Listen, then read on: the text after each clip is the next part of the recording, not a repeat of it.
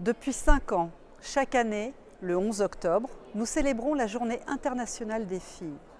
Une journée pour rappeler que le monde compte 1,1 milliard de filles et qu'elles ont toutes le droit fondamental de vivre sans violence et sans discrimination. Cette année, le thème porte sur l'autonomisation des filles en temps de crise. Car le constat est amer, les filles sont d'autant plus exposées à toutes les formes de violence en situation de conflit. Agression sexuelle, viol ou mariage précoce. Malheureusement, l'année 2017 a été marquée par de nombreuses crises humanitaires. Nous nous souvenons tous des images des milliers de migrants fuyant la guerre et les persécutions. Sur la route de l'asile, les filles sont très vulnérables et font face à un risque accru d'abus et d'exploitation par les passeurs. Nous devons agir et cette journée est là pour rappeler les outils à notre disposition.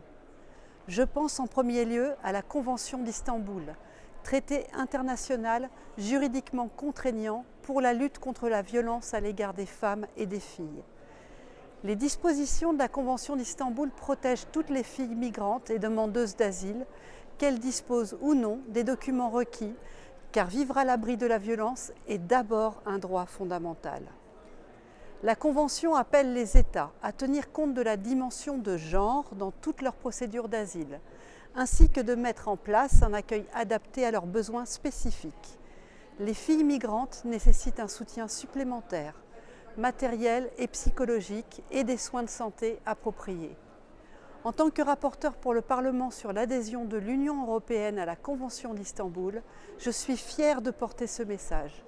L'adhésion de l'Union européenne va permettre la mise en place d'un cadre réglementaire cohérent de protection de toutes les filles dans toutes les situations et où qu'elles soient en Europe. Cela n'exonère pas pour autant les États membres qui n'ont pas encore ratifié la Convention d'Istanbul de le faire le plus rapidement possible. À l'occasion du 11 octobre, mobilisons-nous toutes et tous pour que les filles d'aujourd'hui deviennent des femmes libres et accomplies demain.